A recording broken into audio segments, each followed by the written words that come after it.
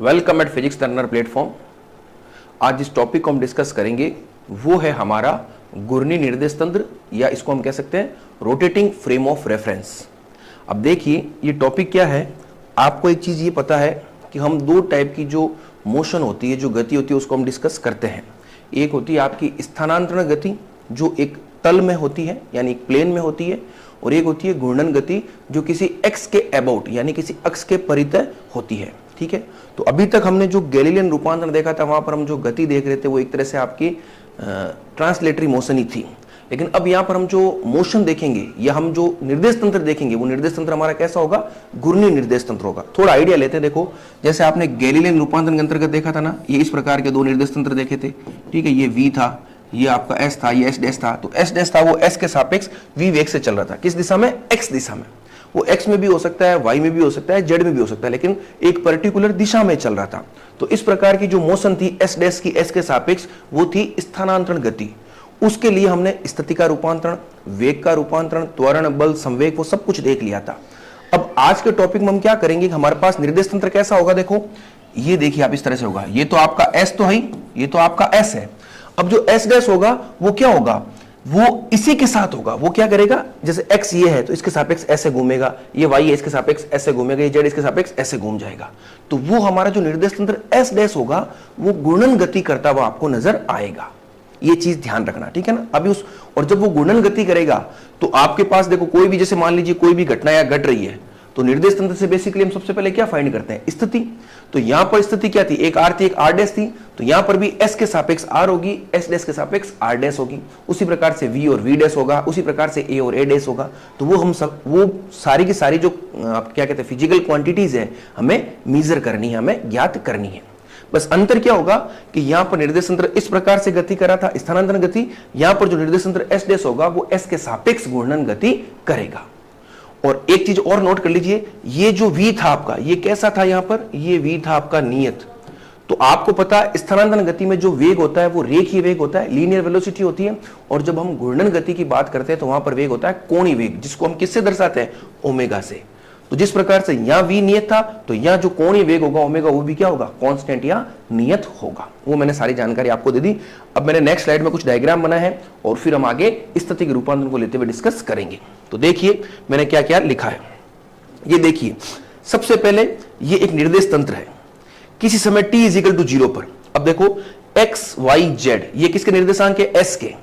और s dash जो है उसके निर्देशांक भी क्या है, यही x डैश, यही y डैश, ये z डैश। तो ये सिचुएशन कैसी, इसको आप समझिए। ये सिचुएशन है कि दोनों के जो मूल बिंदु है, जो ओरिजिन है, वो कैसे है, कोइंसाइड कर रहे हैं। उनके लिए एक शब्द होता है समपाती। यानी निर्देश तंत्र S और S डैश दोनों के मूल बिंदु क्या है, एक ही है। और जब दोनों के मूल बिंदु एक है और मूल बिंदु एक होने के साथ साथ वो कैसे समपाती है, यानी इसकी जो अक्ष है S की, वो जो x एक्सिस है S के सापेक्ष, वो की वो एक्सिस किसकी है, x डैश है S डैश के सापेक्ष। उसी प्रकार से y डैश सेम और z डैश सेम। ये t इजिकल टू 0 पर है। अब क्या होगा, ये चीज आपको ध्यान रखनी है। यहां पर मैं लिख भी देता हूं कि जो S है आपका, S क्या है, स्थिर है। याद रखना, S गतिशील नहीं करेगा। जैसे वहां भी S क्या था, स्थिर था, और S डैश गतिशील था S के सापेक्ष। तो S स्थिर है। अब किसी समय t पर, अगली सिचुएशन में क्या करूंगा, किसी समय t पर, किसी समय t पर क्या होगा, S तो आपका जहां है वहीं रहेगा, और जो S डैश के अक्ष है, X डैश, Y डैश और Z डैश, वो क्या कर जाएंगे, S के सापेक्ष किसी एंगल थीटा से घूम जाएंगे। देखना सिचुएशन क्या होगी। मैं इसको डिफरेंट पेन से बनाता हूं, ये देखो, ठीक है ना। ये अब आपका हो गया x डैश, उसी प्रकार से ये आपका हो गया y डैश, और ये आपका हो गया z डैश। और ये एक्सिस किसकी है, ये सारी की सारी s डैश की है। तो ये जो एंगल होगा उस एंगल को हम कहेंगे थीटा। और एंगल किसके बराबर होता है, आप जानते हो, ओमेगा इंटू टी। जैसे दूरी किसके बराबर होती है, वेग इंटू समय, तो उसी प्रकार से जो एंगुलर डिस्टेंस होती है वो किसके बराबर होती है, angular velocity into time, theta is equal to omega T. तो ये जितना है उतना उतना ये है, और उतना उतना क्या है, ये है। ये आपको ध्यान रखना है। और एक चीज आपको ये भी ध्यान रखनी है कि जो ओमेगा है वो कैसा है, नियत है। तो मेरे हिसाब से आपको ये सिचुएशन समझ में आ गई होगी, घूर्णी निर्देश तंत्र किस प्रकार से है, ठीक है ना। दोनों के मूल बिंदु तो अभी भी क्या है, समपाती है और ओ डैश है। पहली सिचुएशन में तो दोनों एक ही है, बिल्कुल कोई चेंजेस नहीं है। फिर वहां हमने गैलीलियन रूपांतरण में भी देखा था, प्रारंभ में t = 0 पर दोनों एक ही थे, फिर किसी समय t पर क्या था, s तो वहीं रह गया और s डैश आगे बढ़ गया, तो उससे वहां से हमने डिस्टेंस निकाली थी r डैश, वो लिखा था ना vt, वो डिस्टेंस वैसे निकली थी। तो यहां पर कुछ आगे नहीं जाएगा, मूल बिंदु सेम रहेगा और इस x के अबाउट ये इतना घूम जाएगा, ये इतना घूम जाएगा, ये इतना घूम जाएगा। तो इस डायग्राम को आप एक बार देखिए, मेरे हिसाब से इस डायग्राम को देखने के साथ ही घूर्णी निर्देश तंत्र क्या होता है वो आपको अच्छे से समझ में आ जाएगा। तो इसके बारे में एक दो लाइन है वो लिख लीजिए, मैं लिख देता हूं यहां पर, उसको आप नोट कर लीजिए, क्योंकि हम नोट्स भी साथ साथ बनाते हुए चल रहे हैं, तो एक एक स्टेप जो है वो मैं सारा बोर्ड पर लिख दूंगा। तो देखिए मैंने बस वही लिखा है जो दिख रहा है कि माना S एक स्थिर निर्देश तंत्र है तथा S डैश एक अन्य निर्देश तंत्र है जो S के सापेक्ष नियत कोणीय वेग ओमेगा से घूर्णन कर रहा है, जबकि दोनों के मूल बिंदु समपाती है। ठीक है ना, दोनों के मूल बिंदु कैसे है, समपाती है। तो ये जो डायग्राम मैंने बनाया है वो किसका बनाया है, घूर्णी निर्देश तंत्र का। अब जिस प्रकार से आप लोगों ने गैलीलियन रूपांतरण में एक कॉमन डायग्राम बनाया था, कौन सा, एक S था, एक S डैश था, फिर V लिखते थे, V को नियत लिखते थे, तो आगे आप जितने भी ट्रांसफॉर्मेशन पढ़ोगे उन सब में ये डायग्राम क्या रहेगा, कॉमन रहेगा, ओमेगा आपका क्या रहेगा, कांस्टेंट रहेगा। ठीक है, अब हम सबसे पहले स्थिति का रूपांतरण देखते हैं। आपको मेरे हिसाब से ये समझ में आ गया होगा, कोई प्रॉब्लम नहीं है। अब सबसे पहले स्थिति का रूपांतरण, तो मैंने एक लाइन लिखी है उसको आप नोट कीजिए कि स्थिर निर्देश तंत्र S में कण की स्थिति को निम्न प्रकार लिखा जा सकता है कि कण की स्थिति होती क्या है, R, और R हमारा क्या होता है, xi yj z के।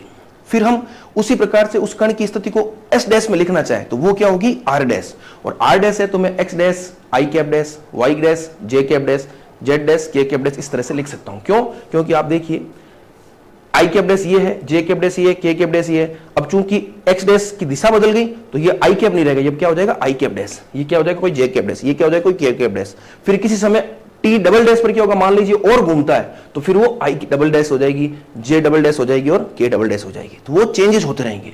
कहने का मतलब है आई कैप, जे कैप और के कैप वो समय के साथ नहीं बदलेंगे, जबकि आई cap dash, J cap dash, K cap dash ये सब समय पर निर्भर करते हैं, क्योंकि जैसे जैसे समय बीतेगा निर्देश तंत्र घूर्णन करेगा तो उसके according I cap dash, J cap dash और के कैप डैश के मान क्या हो जाएंगे, चेंज हो जाएंगे। ठीक है, तो देखो मैंने यही लिखा है, आर तो हम सीधा लिखते हैं X I Y J Z K, R dash को मैंने X dash I cap dash, Y dash J cap dash, Z dash K cap dash लिख दिया।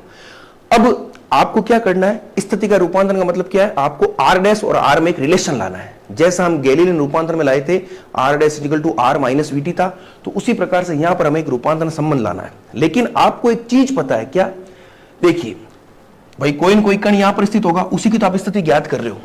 चूंकि दोनों निर्देश तंत्र के मूल बिंदु समपाती हैं और आप जो पोजीशन फाइंड करते हो वो हमेशा कहां से करते हो, मूल बिंदु से करते हो, और अगर मूल बिंदु सेम है तो पोजीशन में कोई चेंजेस नहीं होगा। तो यहां से गुणी निर्देश तंत्र के लिए एक निष्कर्ष क्या निकल गया कि आर और आर डैश दिखने में आपको इस तरह से अलग अलग दिख रहे हैं, लेकिन ये एक्चुअली क्या है, सेम है। और सेम क्यों है, क्योंकि दोनों निर्देश तंत्रों के मूल बिंदु क्या है, समपाती है, मूल बिंदु एक ही है। तो यहां पर एक लाइन लिख दीजिए, चूंकि दोनों निर्देश तंत्र समपाती है, कोइंसाइड कर रहे हैं, समपाती है, इसलिए आप क्या लिखोगे, इसलिए R dash is equal to R. Very important निष्कर्ष है, गैलीलियन में अलग था क्योंकि वहां समपाती नहीं थी, R dash equal to R minus VT था, लेकिन यहां पर R dash equal to R है। तो ये एक पहला आपका स्थिति का रूपांतरण हो गया। अब अगला हम देखेंगे वेग का रूपांतरण, ठीक है, उसको भी नोट करते हैं। अब आगे वेग के रूपांतरण को हम देखते हैं। देखिए मैंने कुछ लिखा है वेग का रूपांतरण, इसके लिए हम पहले कुछ कैलकुलेशन करते हैं। मैंने क्या क्या लिखा है उसको आप नोट कीजिए। चूंकि निर्देश तंत्र S स्थिर है और S अगर स्थिर है तो मैंने आपको पहले ही बता दिया जो यूनिट वेक्टर है I cap dash, J cap dash, K cap dash वो चेंजेस नहीं होंगे। इसीलिए मैंने क्या लिखा है, D I cap upon D T is equal to 0, D J cap upon D T is equal to 0, D K cap upon D T is equal to 0। यानी अगर मान लीजिए आप आगे जब कैलकुलेशन करोगे तो आपको इस प्रकार से D I upon D T मिले या D J upon D T मिले या D K cap upon D T मिले तो उनका मान 0 होता है। क्यों, क्योंकि निर्देश तंत्र S कैसा है, स्थिर है। फिर आगे मैंने लिखा है परंतु निर्देश तंत्र S डैश नियत कोणीय वेग ओमेगा से घूर्णन कर रहा है। घूर्णन कर रहा है तो मैंने आपको बताया ना आई cap dash, J cap dash, K cap dash इनके मान समय के साथ बदलेंगे, जैसे जैसे घूर्णन करेगा वैसे वैसे बदल जाएंगे। तो इसीलिए अगर मैं D I cap dash upon D T को निकालूं या D J cap dash upon D T को निकालूं या D K cap dash upon D T को निकालूं तो उनका मान 0 नहीं आएगा, उनका कुछ ना कुछ मान आएगा। तो सबसे पहला काम तो हमें क्या करना है कि इनके मान क्या होंगे वो हमें निकालने। ये मैं क्यों कर रहा हूं, अभी आगे जब कैलकुलेशन करूंगा मैं तब मैं आपको बताऊंगा कि ये आपके काम आने वाले हैं, इसलिए मैंने इसको किया है। तो आपको ये चीज पता चल गई कि इनके मान जीरो नहीं है। इनके मान अगर जीरो नहीं है तो फिर इनके मान क्या है वो आप मुझे बताइए। तो इनके मान देखिए, उनको मान निकालने के लिए यहां पर मैं एक तरकीब आपको बताता हूं। आप एक सिंपल फॉर्मूला जानते हो जो आपने क्लास 11 में पढ़ा होगा कि V इज इक्वल टू होता है आपका ओमेगा क्रॉस आर। ये आप जानते हो, ये साइड में नोट कर लीजिएगा, ठीक है ना। V is equal to omega cross R होता है, ये सिंपल सी बात है, ठीक है ना। तो V को मैं क्या लिख सकता हूं, इस तरह से लिख सकता हूं dr अपॉन dt, और ये आपका ओमेगा क्रॉस आर। अब यहां से देखो मैं एक चीज बना रहा हूं, ये d बाई dt, इस ब्रैकेट को मैंने ऐसे ही खाली छोड़ दिया, ये ओमेगा और इस ब्रैकेट को भी मैंने ऐसा ही खाली छोड़ दिया। अब ये जो चीज मैंने नीचे लिखी है ये एक प्रकार का ऑपरेटर है। ऑपरेटर, मैंने एक शब्द बोला, आप ध्यान से सुनिए, आपके लिए थोड़ी नई चीज है, मैं समझा दूंगा तो आपको कोई दिक्कत नहीं होगी। ये ऑपरेटर वर्ड आगे भी काम आएगा। ऑपरेटर का सिंपल सा मतलब क्या होता है कि ऑपरेटर एक डेफिनेशन प्रदान करता है। जैसे मान लीजिए सपोज करो आपने प्लस लिखा, तो प्लस क्या है, एक एडिटिव ऑपरेटर, या हिंदी में उसको कहते हैं योज्य संकारक। क्या अगर केवल मैं प्लस लिखता हूं तो इसका कोई अर्थ है? कोई अर्थ नहीं है। अगर इसके इस तरफ मैं 5 लिखता हूं तो क्या इसका कोई अर्थ है? कोई अर्थ नहीं है। लेकिन अगर इसकी इस तरफ मैं 2 लिखता हूं तो यह अर्थ प्रदान करता है। इसकी अपनी एक परिभाषा होती है कि अगर प्लस के दोनों तरफ कोई भी संख्या लिखी होती है तो वो क्या कर देता है, उनको जोड़ देता है और आपको एक निश्चित आंसर प्रदान करता है। तो उसी प्रकार से ये एक प्रकार का ऑपरेटर है। जैसे डी बाई डी एक्स, ये एक ऑपरेटर है। इस ऑपरेटर को कहते हैं अवकल संकारक या डिफरेंशियल ऑपरेटर। खाली डी बाई डी एक्स का कोई मतलब नहीं है। अगर डी बाई डी एक्स के आगे ब्रैकेट में मैं एक्स स्क्वायर ई की पावर एक्स कुछ लिखता हूं तो आपको आंसर मिलता है। तो उसी प्रकार से ये पूरा क्या बन रहा है, एक ऑपरेटर बन रहा है। क्या बन रहा है? एक ऑपरेटर। इस ऑपरेटर में जैसे ही मैं यहां आर लिखूंगा, जो चीज मैं यहां लिखूंगा वो चीज मुझे यहां भी लिखनी पड़ेगी, तभी वो चीज वैलिड होगी। तो जैसे ही यहां आर लिखा तो यहां मैं आर लिखूंगा, तो यहां आर लिखूंगा तो D R upon D T क्या होता है, वी, ये ओमेगा और क्रॉस आर। तो ये मेरे पास एक वैलिड फॉर्मूला है। अब मैं उल्टा चलाऊं, देखो मैं फॉर्मूले से मैंने ऑपरेटर बनाया। सपोज कीजिए आपको ये फॉर्मूला पता नहीं है, आपने इस प्रकार के ऑपरेटर लिख दिया, तो आपको ये चेक करना पड़ेगा कि क्या ये ऑपरेटर सही है। तो यहां पर आप आर लिख के देखिए, अगर वैलिड फॉर्मूला बन जाता है तो इसका मतलब ये ऑपरेटर क्या है, सही है। तो ये आपको हमेशा ध्यान रखना, ये एक विशेष प्रकार का ऑपरेटर है। अब इसका यूज क्या होगा, देखो इसका यूज कैसे होगा। अब मुझे किसके मान निकालने, इन सबके मान निकालने, इसके, इसके और इसके मान निकालना है। तो इसके मान में कैसे निकालूंगा, देखो मैं एक ऑपरेटर जानता हूं क्या, कि D by D T of bracket is equal to omega cross bracket. ये सभी के लिए सत्य है। जो चीज आप यहां लिखोगे वो की वो चीज अगर आप यहां लिखते हो तो ये क्या होगा, वैलिड होगा। अब मुझे किसका चाहिए, D I cap dash upon D T चाहिए। तो मैं यहां पर एक बार क्या लिख दूंगा, यहां पर लिख दूंगा आई कैप डैश, तो मुझे यहां भी क्या लिखना पड़ेगा, आई कैप डैश। तो ये वैलिड है। तो आपको किसका मान चाहिए था, मैंने क्या कहा था आपको, इसका इसका इसका मान चाहिए। तो ये मान देखो आसानी से मिल गए। तो यहां से मुझे बताओ D I cap dash upon D T का मान कितना आ गया, omega cross I cap dash. उसी प्रकार से अगर मान लीजिए मुझे D J cap dash upon D T का निकालना है तो वो कितना हो जाएगा, वो हो जाएगा omega cross J cap dash. उसी प्रकार से D cap dash upon D T का निकालना है तो वो हो जाएगा omega cross K cap dash. आप मुझे एक चीज बताइए, ये चीज आपको समझ में आई कि नहीं आई, किस प्रकार से ऑपरेटर बनता है, और उस ऑपरेटर की सहायता से मैंने ये लिख दिया। एग्जाम में आपको ये लिखने की जरूरत नहीं है, आप सीधा ये लिख सकते हो, अंडरस्टैंड है, ठीक है ना। समझाने के लिए मैंने ये चीज लिखी है। अब हम अगला काम करते हैं। देखो अगला काम क्या करेंगे, आप जानते हो जो आपका स्थिति का रूपांतरण होता है, स्थिति का रूपांतरण, उससे अभी आपने क्या लिखा है मुझे चीज बताओ। अभी आपने कहा है कि जो आर होता है वो आर डैश के बराबर होता है, और आर डैश किसके बराबर है, X dash I cap dash, Y dash J cap dash plus Z dash K cap dash. ये चीज आप जानते हो। अब जब वेग का रूपांतरण निकालना है तो सिंपल सा क्या करोगे आप, इसका समय के सापेक्ष अवकलन कर दोगे। तो ये लीजिए, ठीक है ना। ये पीछे वाली जो इक्वेशन थी, इस पूरी इक्वेशन को मैं इक्वेशन नंबर 1 दे देता हूं, और इस पूरी इक्वेशन को मैं इक्वेशन नंबर 2 दे देता हूं। तो अगला स्टेप आप क्या लिखोगे, समीकरण 2 का समय के सापेक्ष अवकलन करने पर, समय के सापेक्ष अवकलन करने पर, तो कर लीजिए अवकलन। तो एक बार देखो ये D R upon D T, अब इस डी आर डैश का करने की आवश्यकता नहीं है, आर आर डैश दोनों सेम है। फिर मैं इसका करता हूं। अब इसमें देखो एक्स डैश चेंज होगा, क्योंकि एक्स वाई जेड तो समय पर निर्भर करते ही करते हैं। अब यहां पर आई कैप डैश भी क्या है, समय पर निर्भर कर रहा है। तो इसका जब आप अवकलन करोगे तो u इंटू वी से होगा। क्यों, क्योंकि एक्स डैश भी समय पर डिपेंड कर रहा है और वाई आई कैप डैश भी समय पर डिपेंड कर रहा है। तो टोटल यहां पर 2 पद इसके, 2 इसके, 2 इसके, 6 स्टेप आएंगे। कैसे कैसे आएंगे एक बार आप देखिए। एक बार मैंने क्या किया, एक्स डैश को एज इट इज रखा, एक बार आ गया D I cap dash upon D T, plus मैंने आई कैप डैश को एज इट इज रखा, अगला पद आ गया D X dash upon D T. ठीक उसी प्रकार से देखो आप एक बार, ये मैंने y डैश को एज इट इज रखा तो मेरे पास आ गया D J dash upon D T, plus अब j डैश को एज इट इज रखा तो मेरे पास आ गया D Y dash upon D T. फिर मैंने क्या रखा, z डैश को एज इट इज रखा तो D K cap dash upon D T, फिर मैंने के कैप डैश को एज इट इज रखा तो ये हो गया D Z dash upon D T. अब मैं क्या करूँ, ये जो 6 स्टेप है इनको थोड़ा व्यवस्थित कर लेता हूँ। व्यवस्थित कैसे, ये जितने भी हैं देखो D X dash upon D T, D Y dash upon D T, D Z dash upon D T, इन सबको एक साथ लिखता हूँ। तो देखिए मैं क्या लिख रहा हूँ, D X dash upon D T, ये I cap dash, plus D Y dash upon D T, ये आई कैप डैश को एक काम करते हैं, हाँ चलो कोई दिक्कत नहीं, ये आपका जे कैप डैश, फिर D J dash upon D T, ये आपका के कैप डैश। मैंने ये पद और ये पद एक साथ लिख दिए, ठीक है। फिर प्लस ये बचे हुए पदों को एक साथ लिखता हूं, तो देखो क्या लिखूंगा, X dash D I cap dash upon D T, plus Y dash D J dash upon D T, plus Z dash D K cap dash upon D T. अब ये मैंने एक साथ क्यों लिखे, देखो इन 3 पदों को देखिए आप, ये 3 पद क्या दर्शा रहे हैं।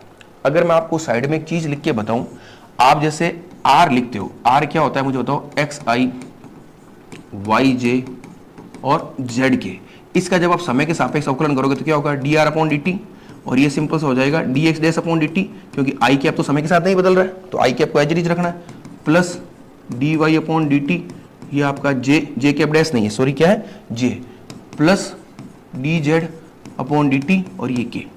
तो ये क्या दर्शा रहा है, ये वेग है तो ये भी वेग है, तो वेलोसिटी को हम D R upon D T भी लिखते हैं, और इस तरह से डी एक्स डैश नहीं बेटा, ये डी एक्स है, ठीक है ना, D X upon D T, D Y upon D T, D Z upon D T, इस तरह से लिखते हैं। तो ये देखिए ये पूरा का पूरा क्या है, ये एक प्रकार का वेग ही है, लेकिन ये वेग कौन सा है, वी है या वी डैश है, क्यों, यहाँ बी डैश, यहाँ बी डैश, यहाँ बी डैश, यहाँ बी डैश, यहाँ बी डैश, यहाँ बी डैश, सब डैश वाले हैं, तो ये आपको क्या दे देगा, ये आपको दे देगा वी डैश। और वी डैश क्या है, जो कण है आपका, जिस कण की आपने स्थिति याद कर ली है आर और आर डैश, उस कण का वेग है किस निर्देश तंत्र में, एस डैश में।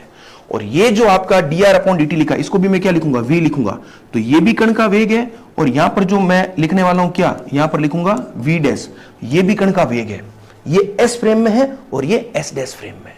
समझ गए, स्थिति दोनों सेम थी लेकिन वेग दोनों का सेम नहीं है। तो इसको अगर मैं लिखना चाहूं तो देखो अगला स्टेप क्या होगा, ये वी, ये हमारा वी डैश, प्लस अब ये जितने भी मान देखो, D I cap dash upon D T, D J cap dash upon D T, D K cap dash upon D T, इन सब के मान में कहां से लिखूंगा, इक्वेशन नंबर 1 से लिख दूंगा। तो आइए इन सब के मान लिख देते हैं, मैं सीधा लिख रहा हूं, देखो एक्स डैश, ये मान हो जाएगा आपका omega cross I cap dash, plus Y dash omega cross J cap dash, plus Z dash omega cross K cap dash. ठीक है, अब इसको थोड़ा व्यवस्थित करते हैं, कैसे व्यवस्थित करते हैं आप एक बार देखिएगा, ये वी तो एज इट इज, ये वी डैश, अब ये देखो, ये मैं इसको ऐसा लिख सकता हूं, omega cross X dash I cap dash Y dash J cap dash Z dash K cap dash. क्या मैं इसको ऐसा लिख सकता हूं, देखो आप एक्स कैप इसके साथ मल्टीप्लाई कर दिया, वाई डैश इसके साथ, जेड डैश के साथ, इसको जैसे आप ओपन करोगे तो होगा क्या, omega cross I cap dash x dash bar, omega cross J cap dash Y dash bar, omega cross K cap dash Z dash बार। तो ये पद आ गए, सिंपल सी मैथमेटिक्स है जो आपको आनी चाहिए। और ये किसके बराबर मुझे आप बताइए, ये जो पद आपने लिखे हैं ना, X dash I cap dash Y dash J cap dash Z dash K cap dash, ये किसके बराबर है, ये आप आराम से देख करके बता सकते हो कि ये किसके बराबर है, आर डैश के बराबर है। और आप एक चीज जानते हो, आर डैश जो है वो खुद आर के बराबर है, देखिए ना ये पद, ये किसके बराबर, आर डैश, और आर डैश खुद आर के बराबर, तो इसको मैं क्या लिख सकता हूं, आर लिख सकता हूं, क्या लिख सकता हूं, आर लिख सकता हूं। तो मेरा अगला पद क्या आएगा, नेक्स्ट स्लाइड में देखिए आप, मैं लिखूंगा, ये मेरा वी था, ये V dash plus omega cross, ये मेरा हो जाएगा वेक्टर आर। और मुझे तो किसका मान चाहिए, मुझे तो चाहिए वी डैश का मान, तो वी डैश क्या हो जाएगा, V minus omega cross R. ये है आपका, क्या है ये, वेग का रूपांतरण समीकरण, किस निर्देश तंत्र में, घूर्णी निर्देश तंत्र में। तो गैलीलियन में तो क्या था, V dash equal to V minus V dash equal to V minus sorry R dash equal to R minus V T था, और U dash equal to U minus V था। उसी प्रकार से V dash equal to V minus omega cross R. ये हमेशा आपको याद रखना है, जो एक्सप्रेशन मैंने आपको समझा है, लिखा है, नोट करवाए हैं, उन सबको आपको एज इट इज याद रखना है, और उन सबके मतलब भी आपको पता होने चाहिए। यहाँ पर वी डैश क्या है, वी डैश है कण का वेग एस डैश फ्रेम में, ये वी क्या है, कण का वेग एस फ्रेम में है, ये ओमेगा क्या है, निर्देश तंत्र एस डैश का कोणीय वेग एस के सापेक्ष, और ये आर क्या है, ये आर है उस कण की स्थिति। अब वो स्थिति चाहे एस फ्रेम में कहो चाहे एस डैश फ्रेम में कहो, दोनों सेम है क्योंकि दोनों के मूल बिंदु क्या है, एक ही है। तो ये फॉर्मूला आपको हमेशा याद रखना है। ये फॉर्मूला किसका है, वेग का रूपांतरण। ये फॉर्मूला मैं लिख देता हूं साइड में, ये है आपके वेग का रूपांतरण जो आपको हमेशा याद रखना है। अब अगली क्लास में हम लोग क्या करेंगे, त्वरण और बल का रूपांतरण भी करेंगे। वहां पर किसका यूज लेंगे, इसी का यूज लेंगे। तरीका वही सेम वही है गैलीलियो रूपांतरण में, स्थिति के बाद वेग के लिए स्थिति का यूज, वेग के बाद त्वरण के लिए वेग का यूज और बल के लिए त्वरण का यूज। तो अगले लेक्चर में उसको हम करेंगे। होपफुली ये लेक्चर आपको समझ में आ गया होगा। बहुत धीरे धीरे स्टेप बाय स्टेप चीजों को समझिए, ध्यान से सुनिए। एक बार में नहीं समझ में आए तो 2 बार 3 बार सुनिए। बहुत धीरे धीरे, मैं बिल्कुल धीरे धीरे बोल करके बना रहा हूँ, एक एक चीज को बोर्ड पर लिख रहा हूँ। आप वीडियो को पॉज करके भी सुन सकते हैं, ठीक है ना। तो समझने में आपको कोई दिक्कत नहीं होनी चाहिए। Okay, thank you.